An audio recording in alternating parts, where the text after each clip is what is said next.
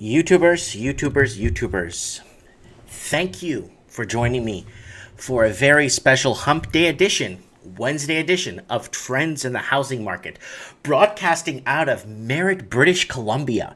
It's an absolute privilege, and I am your humble servant, Mike Martins. And we got a lot to go over with here in today's Trends in the Housing Market. There's a lot of... I got my chat open. So if you guys want to go ahead and start chatting, you guys could start. I actually want to kick off today's show with the amount of people that were destroying me. Just destroying me in the comments after I posted this video, where I was discussing where the NDP and... what's it called? NDP and the Green Party. Sorry, someone keeps messaging me. NDP and Green Party basically... okay, that's nice. The NDP and Green Party are basically joining together to create one transformer or Voltron. They're teaming up and building and becoming one superpower, basically, to help tilt things in favor of what the party's objectives are, which is really nice to see. Anyways, hey guys, hi Steve, hey John, hey Chris. So I want to thank everyone for joining and tuning in and watching. And so this video here, I was just destroyed. The comments, people calling me a retard, people calling me a fatso, people calling me an idiot. I had one girl comment to me and say, "Good luck, white, with your poor white life, loser." What the hell is that supposed to mean? One, I'm not white, I'm Portuguese. Two, I don't have any debt, so I don't know. I think you have to, I don't even know how that works, but yeah. And then, just people going on with really, really, really, really bad commentary on this video. And poor white people can't live in Vancouver, so they have to move to shitbox and Merritt, blah, blah, blah. People need to understand, I bought my house. I just bought it with a down payment I saved in Vancouver. I said, I'm not going to buy a house that's worth 150, 200 grand and not pay $2 million for it. Just plain and simple. You know what I'm saying? The house I bought is perfect for the next 20 years. To raise my kids. That's what I want to do. And then a lot of people are like, oh, yeah, but your house is going to go up $400,000 in 10 years or 5 years if you play your cards right. What the hell are you talking about? If you play your cards right, you make $400,000 or $500,000 a year. I started my businesses and everything. I started with a $5,000. I think it was a Hudson's Bay MasterCard at 16.9 or 20% interest. Started with nothing. Built, created, networked, spoke, built, created, networked, talked. Just follow the trend of what people wanted.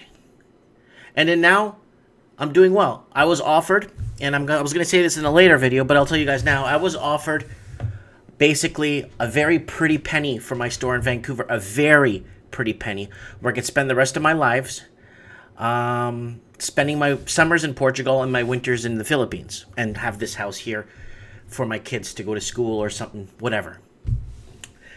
Anyways, I want to thank all you guys for backing me.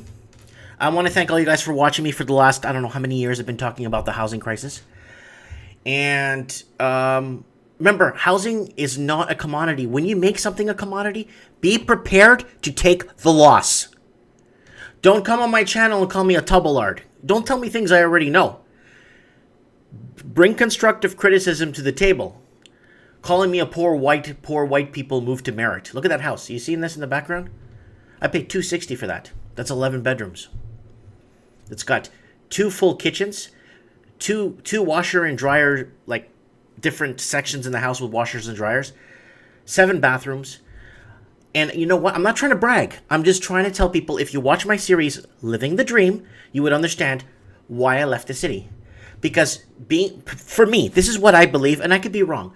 Living in a big networked society, I think living in the big grand scheme of things is a lie. I think you don't need to be part of a big grand scheme of things to be part to make it in life. And that's what I'm trying to prove wrong. And my series, don't forget to join me in my other series, guys. Starting a business from scratch, which is getting a lot of views. Starting a business from scratch, play by play, what I'm doing. So if you guys decide that maybe you want to take the risk, instead of risking it in a house that you're uncertain, maybe risking it in a small retail. When people keep telling you retail's dead, everything's going online, those are the people that are making tons in retail. I assure you that. Anyways, so watch my series, Starting a Business from Scratch, and see how I'm doing it, piece by piece, how I'm assembling the puzzle. And see if it's something you want to risk. You know what I'm saying?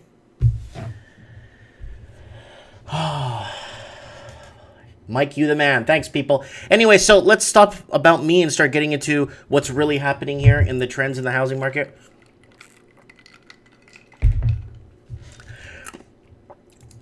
Look at me with my face. Look at my eyes. I'm so serious. Anyways, let's get started here. What are we looking at, people? Vancouver seeing less sales in May and more inventory. Good old Vancouver. We know the month's not over yet, but we're dying to see how Vancouver's real estate is doing in one of the hottest months of the year. While the numbers haven't been finalized, the Real Estate Board of Greater Vancouver, the folks at Vancouver Condo Info, have dropped a preview of how the month is performing. So far, we're seeing less sales, less new listings, and higher total inventory than last year. So let's look at the trend here. There's the graph. You could probably see it perfectly on your screen there. There's new, and there's actual sales. You see, they're basically, you want to sell basically when this crosshatch looks like it's going to meet each other. I have a program where I don't do day trading. I trade stocks on, I don't know, on 3 times a week. Just look at them. This one's up $400, sell it. Pay my $10 fee for trade, whatever. Usually you want to kind of sell when this crosshatch meets up, depending on what you bought it for and stuff. And there's different analytic reports that you could buy with live streaming data for stocks. And this basically is not good if you look at what's happening here. Right here. This is not good. And new listings are down. The new listings are down compared to the same last time this year. The first 23 days in May saw 4,120 new listings, the average of 179 per day. May 2016 ended with 6,289 listings, on average 202 per day. That represents an 11.38% decline when compared. Total inventory is higher. Despite less new listings, inventory is still higher than last year. As of yesterday, there were 8,765 listings for sale in Greater Vancouver region. May 2016 ended with 7,726 units, around 13 points, lower than yesterday's number. While there's still a chance inventory will drop with increasing sales, even the lowest point of the month was much higher than last year. So there's a little bit of what's going on here. Let's move on. This one was just sent to me last minute. Let me just take some water. I'm really dry. Been out all day working on the new shop. Hey Lucas, how's it going? Anyways, IMF warns of significant risk to Canada's economic outlook. So, I like it, and I've been talking about this, I don't know, for 2 years.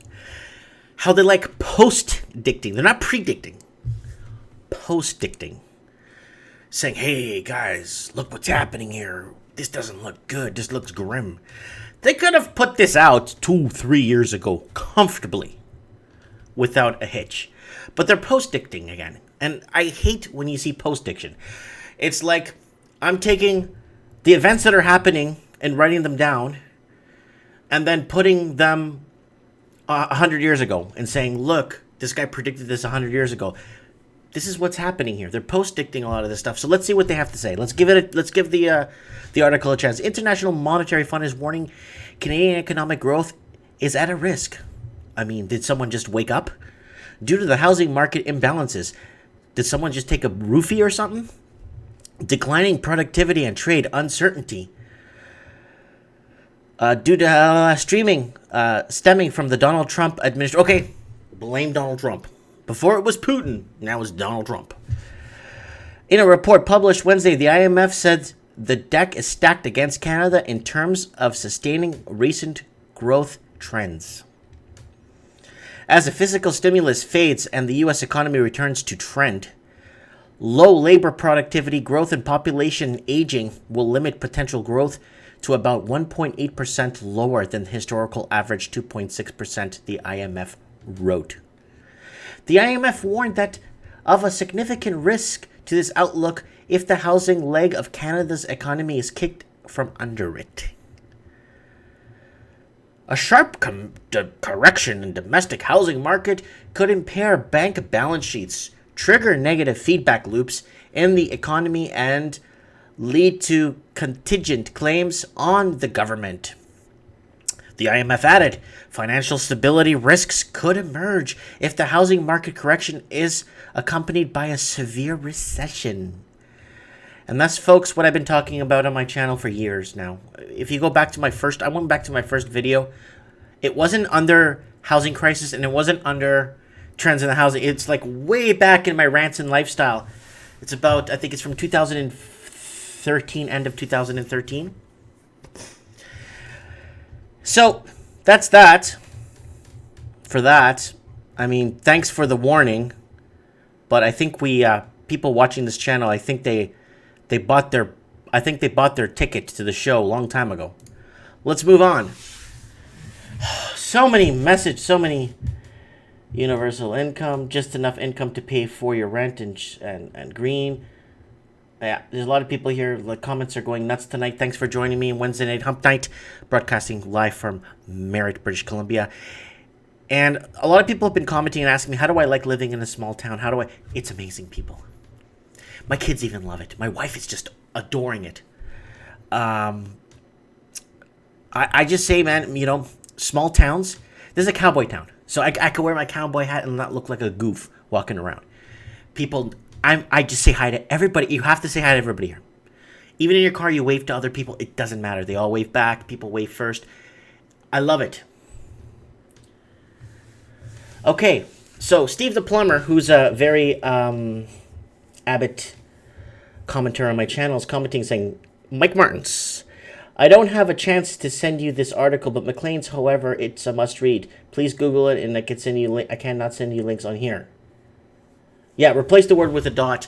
I have a few Maclean's here, guys, so let's see if I get to what you're looking for, or what you guys, this time is different, buyers tell themselves. Okay, you know what? I'm just going to cut and paste this here, guys, for you guys. And I'm going to throw this, because Steve the Plumber usually sends us some pretty good articles. And there's something new. There it is. Okay, let's go to Steve the Plumber's article. Ooh, it's on Facebook. All right. Every household bubble looks like the new normal. This time it's different, buyers tell themselves. They're right. Until they're terribly wrong.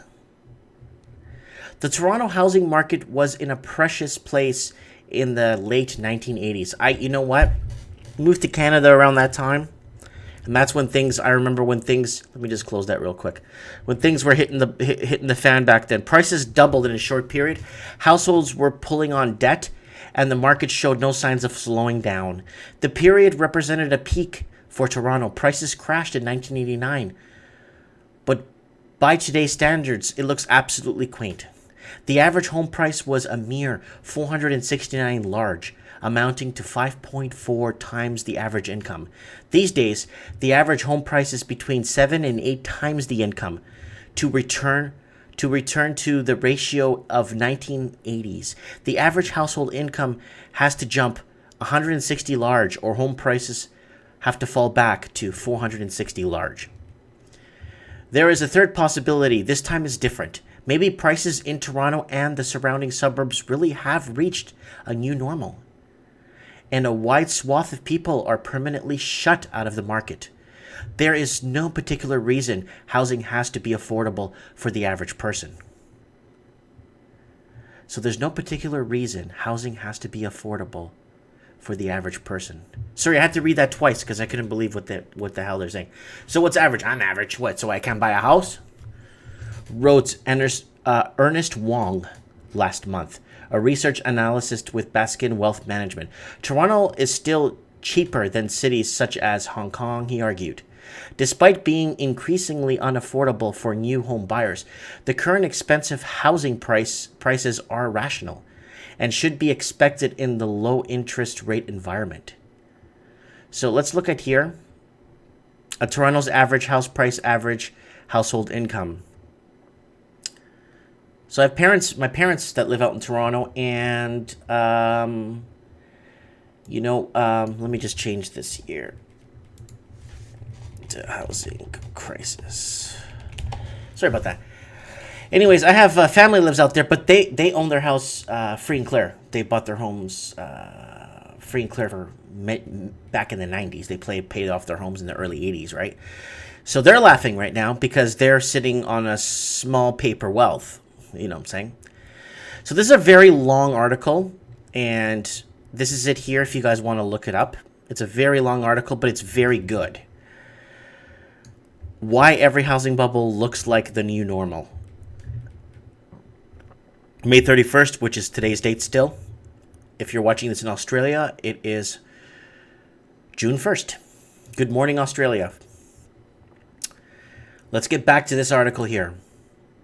Are Toronto home prices high, or is Canadian money becoming worthless?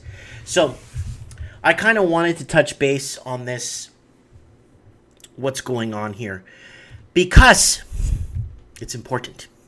I've been talking about inflation, hyperinflation, devaluing of currencies way back. 5-6 years ago when I was doing rants and lifestyle, 3 videos a day, and devaluating. And I spoke, believe it or not, to Max Kaiser at an investment and discussion seminar that I took in where was that? I can't remember where it was. It was somewhere in the States. So I flew in, did a seminar. I did a lot of seminars and just understanding different angles, what people think outside the box, blah, blah, blah. And he said that money is becoming devalued and worthless. And I spoke to him. And shaking hands, meeting people. And basically, money is basically losing its transient value, is what he said. And let's read what the article says. Toronto real estate prices are reaching frothy levels. This isn't for debate anymore. The International Monetary Fund even testified in front of the Canadian Senate that they believe it didn't justify fundamentals. Back to the other article I was reading. The real question is, how detached from fundamentals are these prices? So the reality, people aren't looking and saying, this house in reality is worth $190,000. It's a teardown. But why would someone come along and buy it for $2 million? That's what I'm saying. Okay, let's take this back, and I've used this analogy a quadrillion times with you guys. There's no difference. Let's use a car. A 1982 Volkswagen Scirocco convertible is probably book valued at $900. Okay? But it's there. Who's going to pay a price of a Lamborghini for that Scirocco? The 82 Scirocco convertible. Who's going to pay Lamborghini price, let's say 150 large, for that car? That's how I see the housing market from the background. That house in Kansas City is worth $90,000. Why am I going to pay $2 million for it? But then people come back and say, but it's Vancouver. I'm like, okay. It's Vancouver. God bless America. It's Vancouver. But I live there. No one talks to each other. Everybody is, for some reason, has something going on and they don't have time for friends. And if they do, they're in a clique. And if you're a single guy and you're under 6 foot, no women will talk to you because you're too short. So, you get what I'm saying? Anyways, let's go back here. I'm going to end this rant right now and continue with this article. The real question is how detached fundamentals are. I'll get back to, so it goes back. So it says here, we'll look on previous peak prices in commodity. They just devalue better. Just kidding. It's gold. Money versus currency. Very important. Pay attention. The Canadian dollar isn't money. It's currency. Currency is a promise of a stored value, so it's a legal tender. I agree it's worth $20. You agree it's worth $20. We both have an agreement on what this water is worth. So we exchange legal tender to purchase. And the value is determined through an aggregated of trade and recognition. It's by far the easiest and the most effective way to conduct trade. However, it does have a few problems. The biggest issue is how easily it's manipulated by lowering interest rates. Pay attention. Interest rates are lowered to make borrowing easier and make consumers feel wealthier.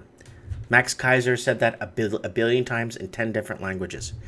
When consumers feel wealthier, they spend more money, causing inflationary pressure, real inflation. Not the junk indicator the government uses to sandbag pensions and the cost of living. Using a form of money that can't be easily manipulated by single government and is highly liquid gives a better idea of how prices are increasing. Bitcoin is a little young, but the liquidity and decentralization could make it one of the ideal forms of currency in the future. Yeah, we're heading to digital currency. Until then, we'll have to use the most commonly used form of money in the past millennia, gold.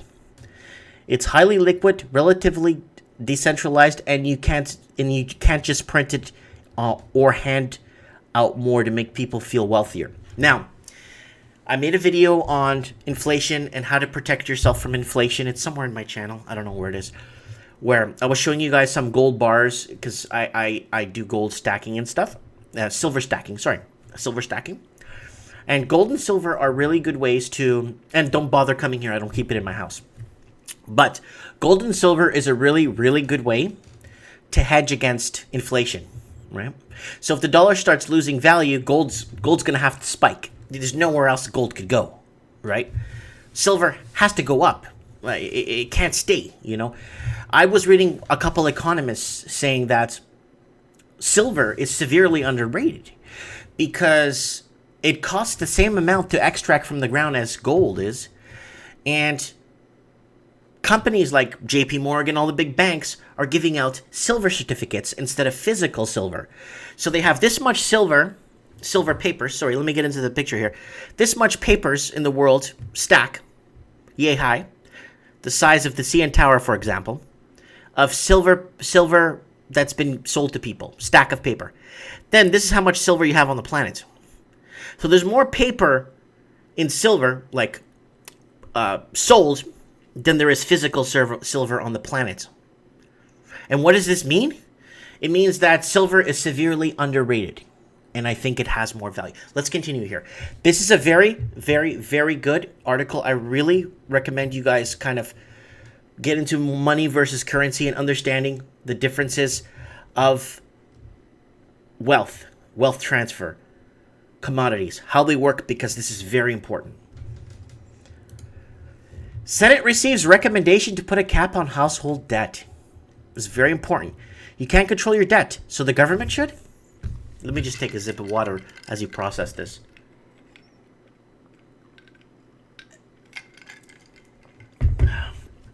Okay. You can't control your debt, so the government should. How do you guys feel about that? Put something in that little box there to the right. That was one of the recommendations heard during testimony of Canadian Senate today. The Standing Senate Committee of National Finance assembled to hear from Monday's International Monetary Fund, again, Canada's Mortgage Housing Corporation. The three organizations assembled to testify that they're seeing in Canada's banking industry and give their outlook. We know you're millennials, so we assembled the TDEL, I don't know what that is, W of 2 friggin' hour testimony. You're welcome. Back again. Ties in with what the IMF said. Let's move on. Canada, wake up. I know we're 150 years today. I mean, this year. Canada's going to be 150 years old. Congratulations. But Canadians now have more than $2 trillion in debt. Could someone do me a tiny favor? If you can, just put it in the comments there. Can you tell me let's say 30 million people living in Canada. Divide that into divide 2 trillion into 35 million, and I want to see what the average per person is roughly. All those government warnings about Canadian debt apparently had zero impact. The latest Bank of Canada, BOC. Who the hell goes into debt like this? I don't get it. Usually 20, 30 years ago, when we're sitting in the classroom, the teacher would look at me, yeah, Mike's going to be a deadbeat type of guy, loser. That's how we were treated in school. He's going to fall himself into debt and go bankrupt 3 times. And that's how, that's what people would look at me and think that I'm one of those kind of, but who's doing this? Like, it's not me.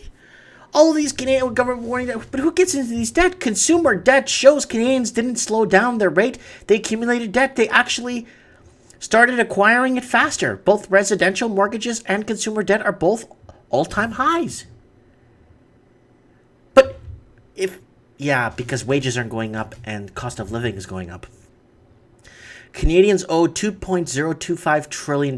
Canadian pushes household credits to new highs. So I'm thinking this is also unsecured debt for people that do not own property, or people, renters and stuff, and students that are racking up credit cards too. There's a total of $2.025 trillion in outstanding, 5.5% increase from last year. Okay, so someone just did that for me. Thank you. Wow, Canadian Mia. So that is 57 large per person? But that's including children, babies. That's including in that 57 large? Yeah, and then Lucas just went and said every child as well. That's right. So everyone here is on the... Yeah. Yeah, so everyone's following. So everyone's following this page nicely. Thank you. So, 57 large. And then you factor in how many millionaires in Canada. Let's say it's like 4%. You subtract those from that. And then you subtract the children that are not in debt yet. That's going to give you roughly 76,000, 65 to 76,000 per person, roughly, give or take. This is crazy. Canadian mortgage debt now is 1.45 trillion. Residential mortgages occurred from the majority of debt increases. Shocker, I know. Total residential debt now stands 1.45 trillion. So this is unsecured. Then this is secured. That's a big problem. 7.1, definitely pumping the gas on mortgages. Mortgages debt accounts for 71.8% of all consumer debt these days. This is crazy. Wow. Canadian consumer debt is now 571 billion. This is really spiraling out of control. And I said kids need to have a course in grade 5 and grade 6 with debt credit counseling. The problem with credit counseling, roughly, is you get counseled for the mistakes you've made with your credit after you've created the problem. Now, it's, to me, this is what it sounds like to me. Like buying an alarm for your car after someone steals it. Oh, my car got stolen. Now I got to get an alarm for it so it won't get stolen again. Credit counseling needs to start in grade 5. Kids learn balance sheets. Kids start learning how to use, those grid papers where they put deposits and withdrawals and stuff. Understanding, learning to read credit bureaus. Understanding what a gap on file means. Understanding what credit inquiries mean and how that lowers your score. Understanding what to look for to see if there's any past bankruptcies, which you look on gaps on file. And then also understanding what R1, R2, R3 means on a credit bureau. Understanding what beacon scores mean. So kids should start in grade 5. Then in grade 6, they refresh that, and then they learn how to open their first small business. And they start with X amount of money. So they have to put a project together to open their first retail store, but they have this much money to do it, and how much they're selling. That should be in curriculum. But no, they're talking, if you jump off a diving board at 40 feet per second, blah, blah, blah. I don't know how that's going to help people with their credit and understanding. Someone sending, I think that's more of a subject maybe for 10th graders. I think it's better to embed people at a really young age, because the reason why I never did drugs or I don't drink, I drink a beer once in a blue moon, or I'm not a big drinker, is because at grade 4, we just started learning about how bad drugs are, what it does to you. You become a loser. No one likes you. And I've just never cared for drugs because of that young brainwashing. And if you teach kids at a young age at this and build it on them, it's like, I gotta stay away from debt. I'm not gonna buy that car I can't afford. You know what I'm saying? Anyways, let's continue here. And sorry, I'm covering too much of Canada. I got some Australia, I got Seattle, I got some US, I got some New Zealand coming up. And I want to thank everyone for joining me. Trends in the housing market. I'm going to try and go live Saturday night. I'm going to be out of town. I'm going to go up to Grand Forks. I'll make some videos for you guys. Okay. More than half of Canadians are $200 away from insolvency, says survey. $200. That's ridiculous. This is supposed to be Canada. I mean, more than half of Canadians are two bills, $200 away from insolvency.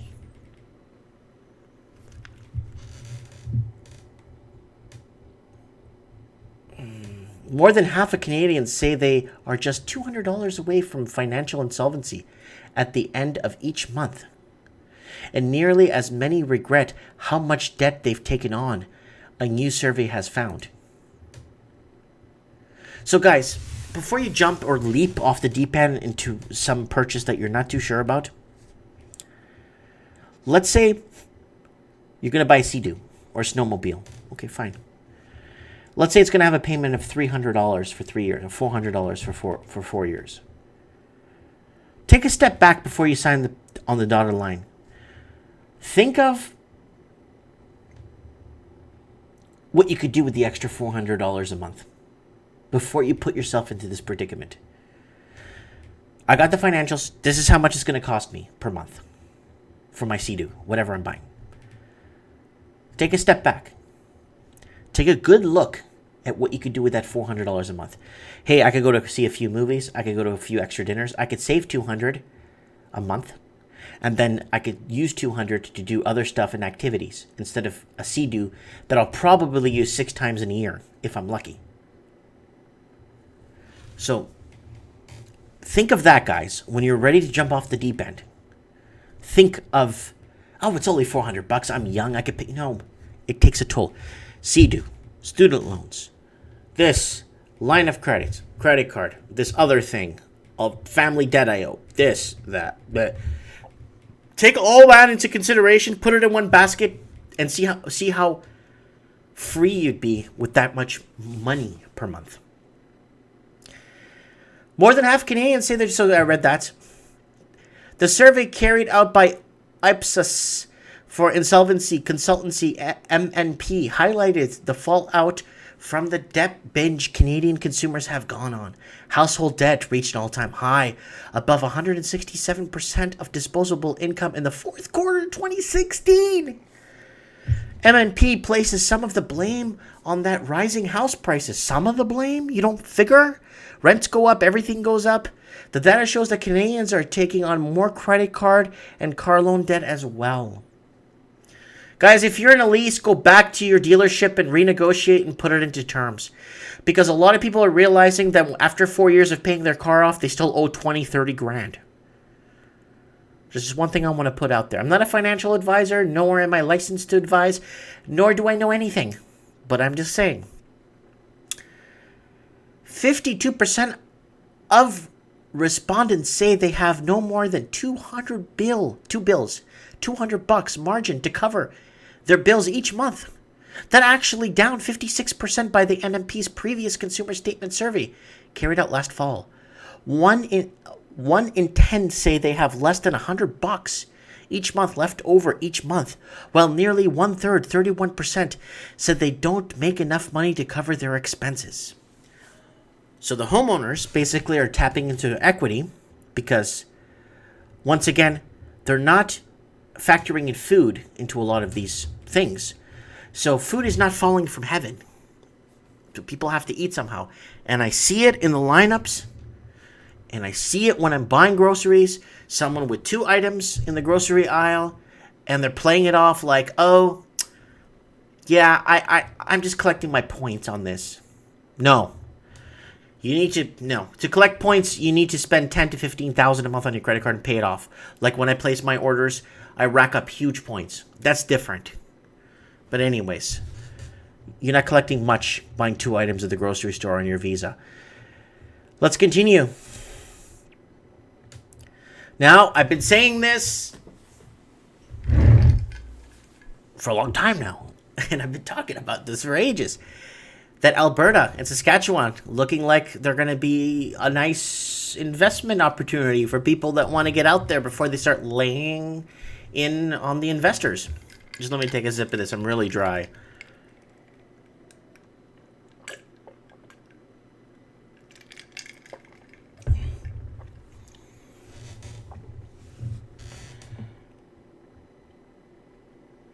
Yeah, so Mia J is saying, stop taking these 7-year car financing deals. All car loans in Canada are open to make lump sum payments at least once a year to pay it off. Yeah, I strongly recommend that. Like, if you need a car to work, if you're not struggling to pay a car and you're not using it, sell it. The fact of having a car and you live in a big city and you have transit, you don't need the extra expense. Car insurance, this, that. Sometimes it's better to live free, you know? Anyway, better economic prospects for Alberta and Saskatchewan. And I've been talking about Alberta for months now. It's going to be the next hotspot. Alberta and Saskatchewan are poised to lead the rest of the country in terms of provincial economic growth this year, according to the Conference Board of Canada. The last report, Provincial Outlook Spring 2017, the board outlined the promising trend for 2 provinces whose housing markets have experienced relatively sedate housing growth in active over the past few quarters. So they're hoping things get better because no one's gone in there and ransacked the place and overbid it on houses that are not worth what they're worth? Is that what they're trying to tell me? I better learn how to read better because the difficulties in our resources sector are dissipating, and helping Alberta and Saskatchewan emerge out of recession. However, the turnaround is still in its early stages, and full recovery will take time, according to Marie-Christophe Bernard, who serves as an associate director for Provincial Forecast, the Conference Board of Canada. Economic prospects are also improving across the country, but continued weakness in business investment, both in and out of the recourse sector, could hurt economic growth in all provinces down the road. Alberta's GDP forecast is to grow by 3.3% in 2017. 3.3%, isn't that what inflation is? I'm just trying to kind of factor that in there. Alberta's economy is expected, okay, whatever. Meanwhile, Saskatchewan will tie with British Columbia as the provinces with the second fastest economy growing this year, 2.5%. Saskatchewan's economy is one of more solid foundation than it was a year ago. The energy outlook is more positive as drilling bounced back last winter and oil production is expected to increase at a good pace over the near term, the board stated. What do you guys think? Where's the next bubble going to happen? And someone says they're paying off their car in 8 payments. Congratulations. I've been paying off a car for 5 years. I'm done in 8 payments. Finally freedom. Yeah. So Lucas, you're going to have that money that you're paying now free.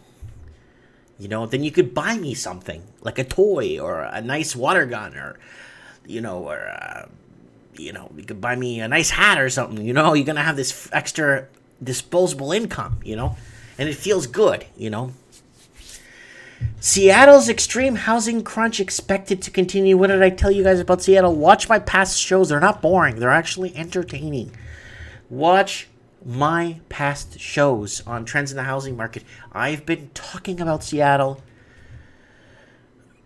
It's a problem. They're making brochures in foreign languages and flying in investors into Seattle.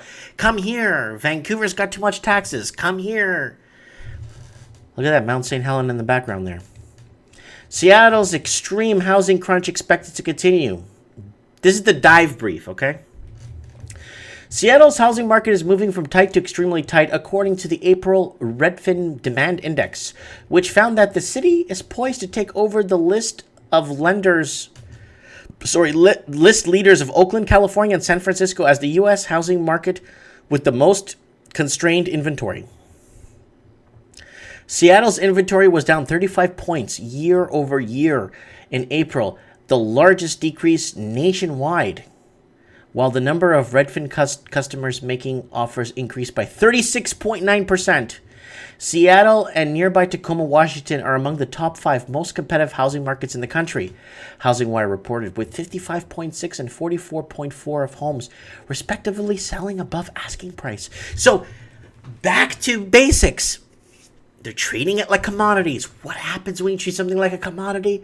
It has a tendency to fall. You know, I don't remember if you remember that song. What goes up must come down. Spinning wheel, round and round. It just has to come down. But with people being flown in, let's look at the land crunch in Seattle. Meanwhile, the city faces a land crunch, surrounded by water on 2 sides. There isn't much land to build on. So as much as the rare 17.8 acre town parcel has housing developments drooling. Exacerbating the problem is that only 18% of the city's land is zoned for multifamily projects, said Alan Durning, founder of executive director of research and policy nonprofit Sightline Institute. And while 10,000 new apartments are expected to be constructed in Seattle this year, 10,000 apartments. That's buildings. That's not units. Or that's units. Yeah, it's apartments. Expected to be constructed in Seattle this year. During says they won't fill demand and rentals will continue to rise. So, like I said, back to what I was saying before, people are being flown in by these real estate companies. They're making pamphlets and brochures in many languages, in like I think 5 different languages, and flying in rich investors into Seattle. But they didn't learn to their neighbors to the north, Vancouver, what happened. So to me, this is utter stupidity. This is, you know what's going to happen. Same thing in Toronto. Same thing what's happening in other cities in Canada. They see what's happened in Vancouver. Vancouver is kind of like the playbook of what will happen. Because Vancouver's been, for the last 10 years, way overpriced. And now, other cities are welcoming this. Just like the article I read last week about Alberta's, what does Alberta's housing society say? Come on over. Why? What if there's a boom, a huge boom, or something bounces back and the people can't live there anymore? Then that's going to take a hit on commodities. Anyways, let's move on. Yeah, Australia must fix its speculative housing bubble. Interesting. Let me just take another sip of water here.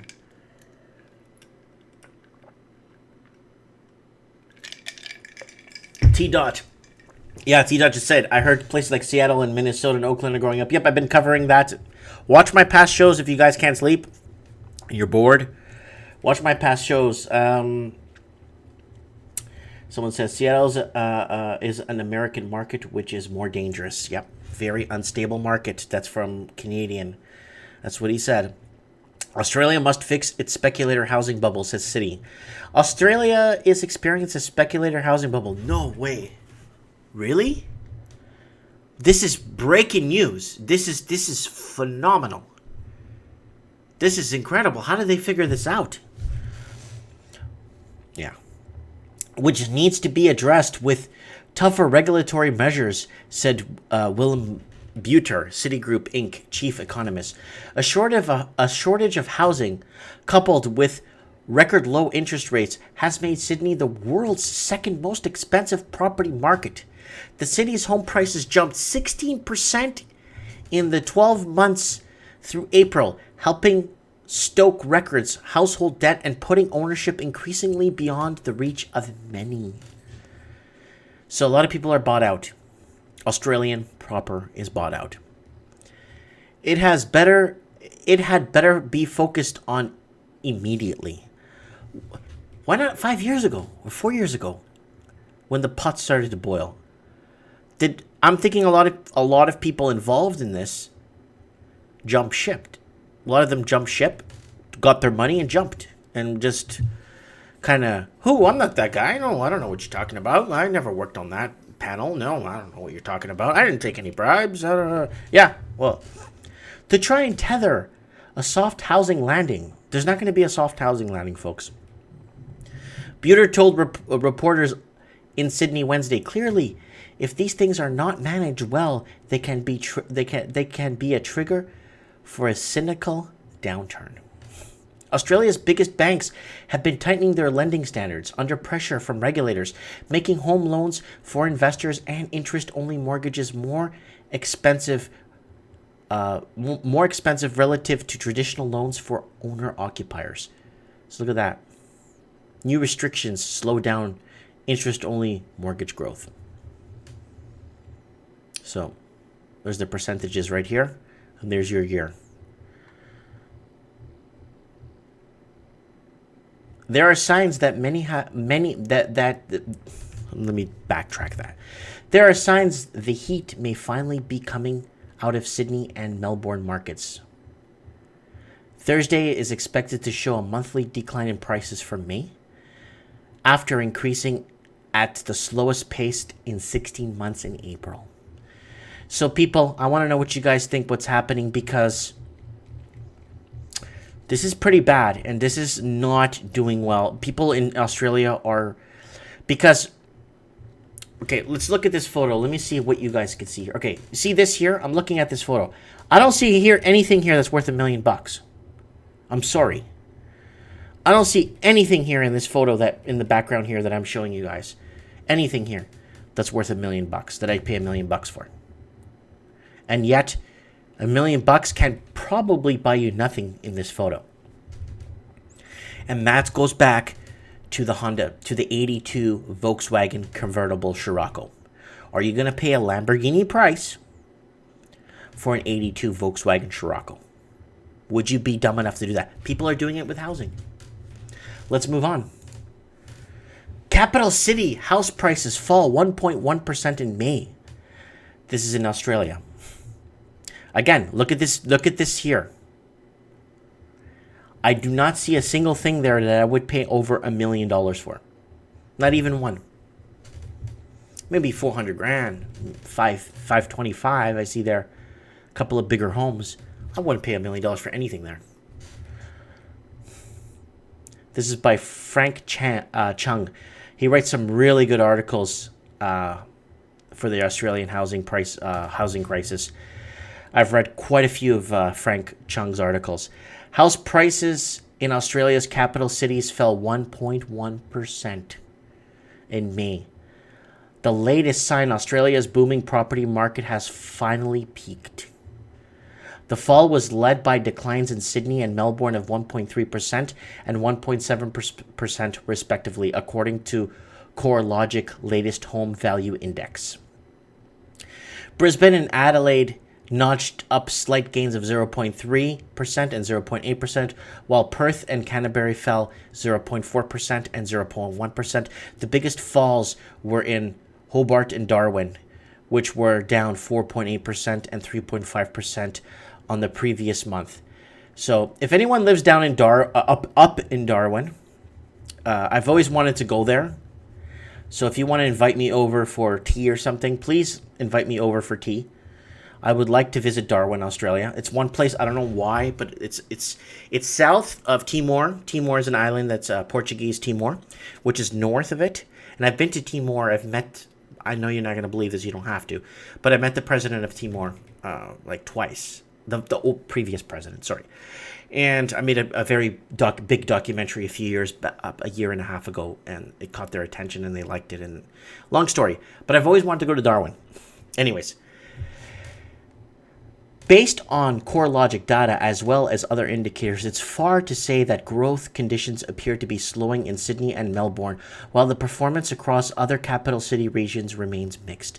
The housing market remains as diverse as ever. The flow of data over coming months will be critical to get a better understanding of the trends. Why are they all of a sudden all using trends now? Every time I use a word, you start hearing it and seeing it in other things. I think other people are watching this, people. I think there's a bigger group than us that are watching.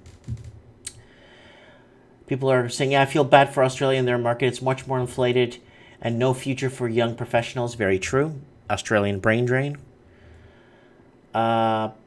People are leaving Australia. I have met several traded people that have moved to Toronto. Yeah. Okay, let's continue here. Affordable housing in New York. Start spreading the news. I'm leaving today. I want to be a part of it. New York, New York. What's happening to the Big Apple? Apparently professionals can't even afford to live in the Big Apple anymore. Advocates affordable housing have pledged to protest her at a public appearances at rally against the housing agenda. Steps on City Hall. It's not constructive to use Deputy Mayor Allison K. Glenn's previous employment at Goldman Sachs as a reason to harness anti-Wall Street sentiment and direct it to Mayor Bill Balasio's affordable housing plan for New York City. It's true that New York has a long way to go become more equitable city in which everyone has an affordable, safe place to call home. That's the key words for it. Everyone has an affordable and safe place they could call home. Now, a lot of people were asking me the other day, and they were talking and saying, oh, you can't afford a payment on this house. You know, you're supposed to, you have some decent income. Why can't you just make your mortgage payments and this and that? And a lot of people are like, I'm not buying into this market. I make good income, but I'm not buying $1 million house. But your payments and your TDS fit, and you could easily make the payments. You know why? Because some people actually want to own their homes outright. People want to own their homes outright. People still have that dream in the back of their mind that they're going to own it, and all they have to do is pay the property tax to maintain the town and city and whatnot. That's why a lot of people aren't buying in, even though they could afford to make the payment. I could have afforded to make a payment in Vancouver and bought a house, put a huge down payment, and make these absorbent payments every month. I could have afforded it. On paper, I could have. But in the reality, I would never really ever own it where I do now. You know what I'm saying? Let's move on. Oh yeah, they helped finance more than 60,000 affordable homes across the city in 3 years. Like I said, stop building affordable housing. Start creating more higher paying, better paying jobs so people could afford to buy a regular house. How's about that? U.S. housing prices are twice as fast as wages. Again. Back to basics. Luxury townhomes. Oh my God, it's got a garage? From as low as $400 large. Washington, U.S. home prices climbed in March at the strongest rate in nearly 3 years as a dwindling supply of houses for sale is causing prices to significantly outpace income growth. The Standard & Poor's CoreLogic Chase Schiller 20 City Home Price Index released Tuesday rose 5.9% over past 12 months ended in March, the most since July 2014. Home values are increasing at more than double the pace of average hourly earnings, making it more difficult for many people to afford to buy a home. Over the last year, analysis suggested that one factor Pushing prices higher was the unusually low inventory of homes for sale, said David Blitzer, managing director chairman of Index Committee and S&P Dow Jones Indices. People are staying in their homes longer rather than selling and trading up. A steady market has bulked up demand among many would-be buyers, but there are fewer properties on the market. Sales listings have plummeted 9% over the past year, 1.93 million. According to the National Association of Realtors, the shortage of homes to buy has caused prices to rise sharply in many metro areas. So, very, very not good for housing prices rising sharply. A sign promoting townhomes for sale in Charlotte, North Carolina. Yeah. Now let's go to our last story, people, before I pass out. I'm so thirsty here.